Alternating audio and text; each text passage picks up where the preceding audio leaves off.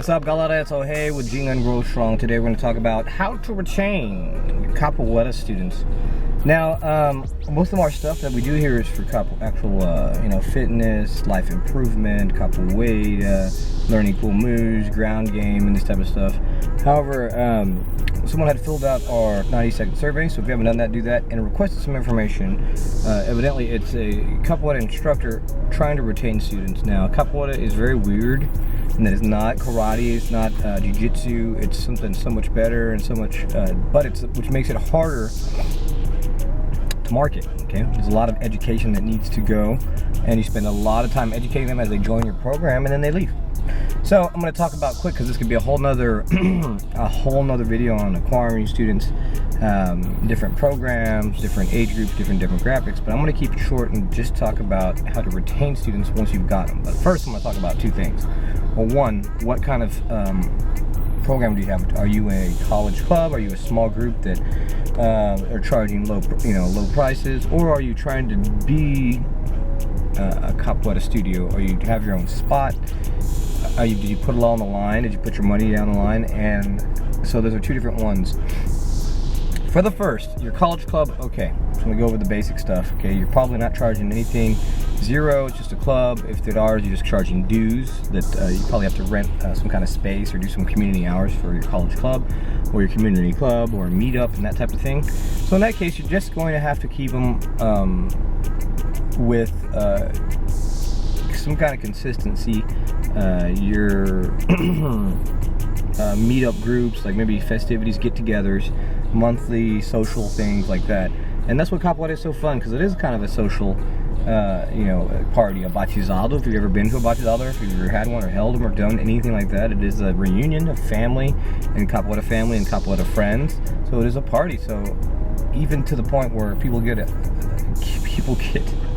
they think that that's all that Capoeira is, and they lose their focus, their respect, their discipline, they're good people, and they think it's just all some meat market for meeting chicks or dudes or whatever, and sleeping around and just kind of crapping where they eat. So that's a slippery slope for another video.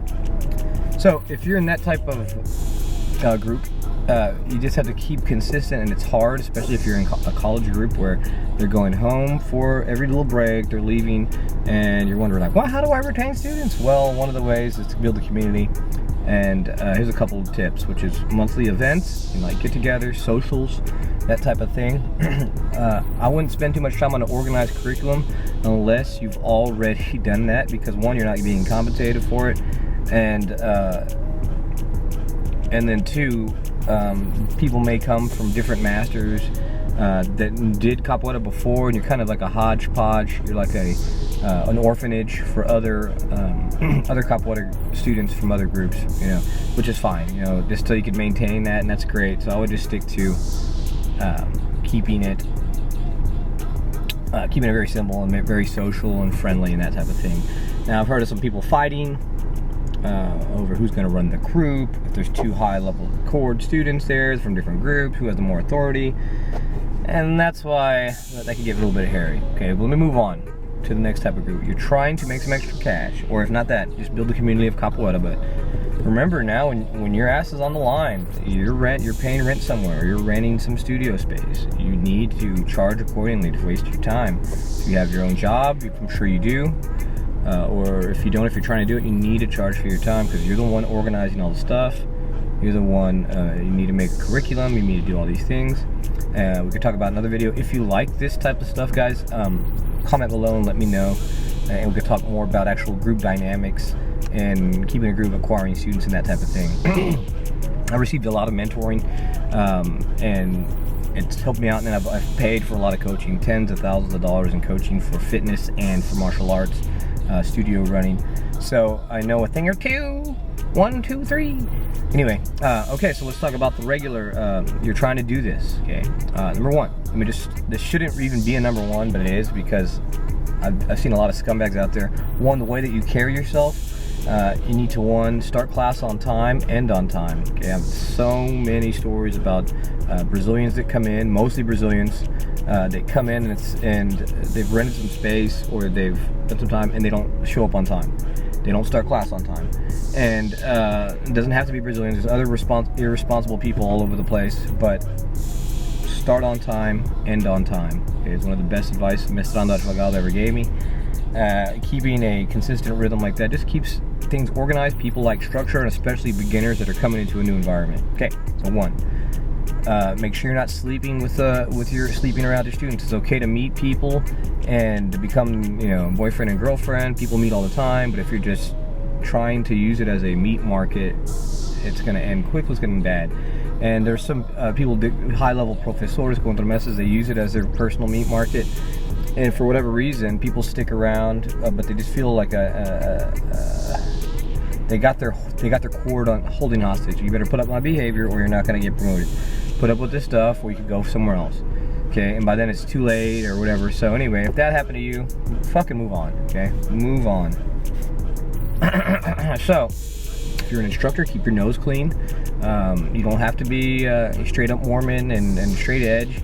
But be professional, okay? Because they are charging. You're going to ask for a professional price. You're going to ask for at least $100 a month. I recommend $125. We charge $149, and we charge $199 in our fitness. We charge $200 a month. And if you're in a big city, which I'm not, I live in a city that is probably about 350,000 population, small, 500,000, not even. We still charge those prices. So, and we could do it.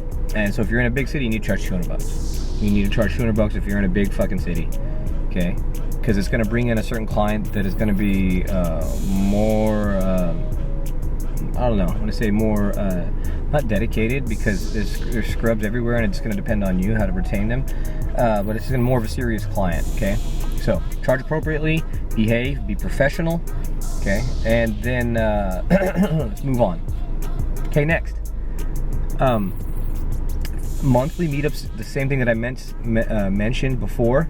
Make a community out of it. Now, you may be a group of adults, you may be a group of families. Like ours, we have a lot of families, which is kids and ladies, and the moms, okay? The dads, we have a small, it's teenage boys and young boys, 20, 30-year-old dudes, but it's mostly women and children, okay?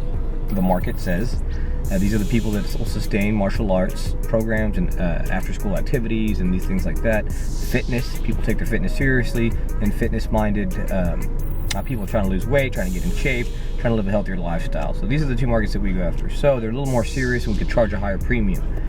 So if you're charging below $100, you're already bringing an unstable client that can't really afford your services, and they're going to quit for monetary reasons in the future, probably. Yes, there's exceptions to the rule, but someone that can afford $150 a month, usually they're going to be more stable and stay with you longer, okay? And that has nothing to do with you and what you've done. That's just pricing, okay? All right, let's talk about stuff that you can do. The monthly meetups, okay? The socials. We do Halloween parties. We do going out events. We're gonna watch a movie together. We're gonna go to this because it builds community. Okay. We do cookouts, fundraisers for batizados, which are we do Brazilian barbecues and things like that to make it Brazilian style. So that's gonna go a long way just with those two things. Okay. Being professional, okay, and building a community. All right, so let's talk about some other tactics about how to retain your students. Having an organized curriculum and an organized program. And instead of like, I teach capoeira classes, okay, how much a month? No. You have to sell a program. Okay? We do the fundamentals of capoeira. Okay, it takes 12 months. Okay, you join that program. It's $1,878 for the year. Okay, most people put $200 down. It comes with a uniform, and they pay $149 a month. Okay, you can pay any way that you want. Okay, it's a program. Okay, they're going to be committed. So you have to work that into whatever your court system is, and if you're doing bachizados and those type of things, so that they're in it for the long run and they see your court structure and they see that type of thing. Okay, if they're just in it to take some capoeira lessons, Brazilian dance, weird stuff, okay, then that's how they're going to treat it. It's like a monthly thing that they could just quit at any time, and there's no commitment. Do automatic billing.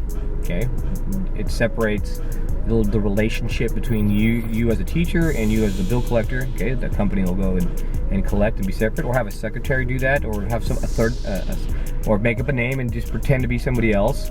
If they never see that person, and need to have that relationship. Okay, so build a program, have a curriculum, which means we're going to learn this for week 1, week 2, week 3, week 4, have a curriculum and be that organized. This is why the karate guys and the taekwondo guys have been so successful.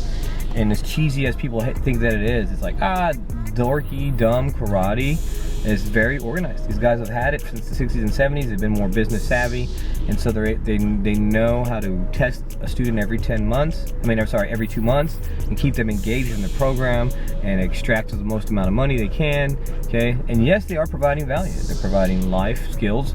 So let me just give you for example, if you're teaching a kids program, you need to teach life skills. You need to teach, like what we do is a book that I got. It's like martial arts values for martial arts programs by Michael Massey, and I'll put a link below, and you can check it out on Amazon. And it's like 14 different values, like focus, respect, discipline, perseverance, self-control, these type of things, where you sit the child down, you sit the group of students down, and you talk about a life skill once a week. That easy, okay? That the parents love that stuff. Okay, and this is gonna make them keep in there and then make an organized curriculum.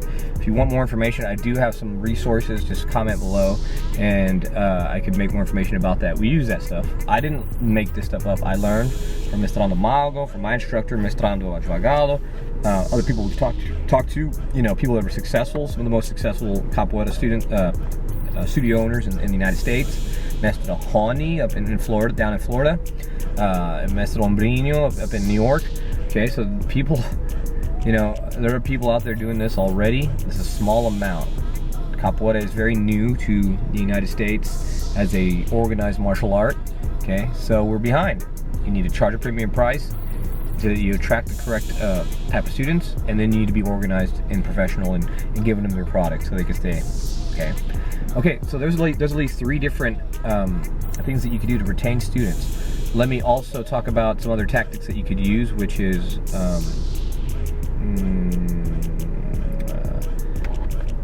reaching out. So a lot of people that do have students and they're losing them because the attendance falls off. You need to reach out to your clientele and to your students every single week, whether text, email. So make sure that if they miss a class, you call them, and don't let 2 weeks go by without talking to them.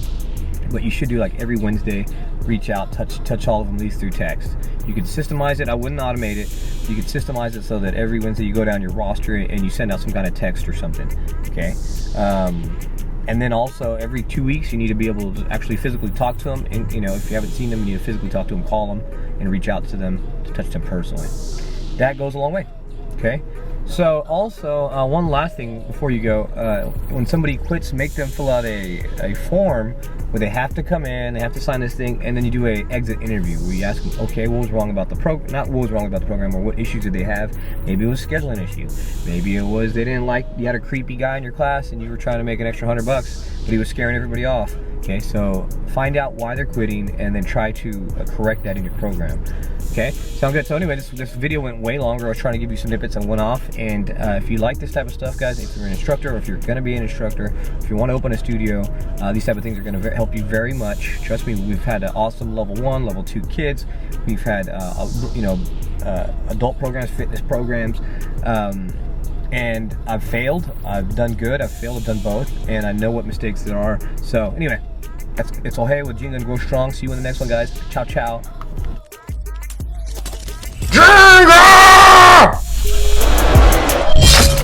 And don't forget to like, share, comment, and subscribe. Jinga and Grow Strong.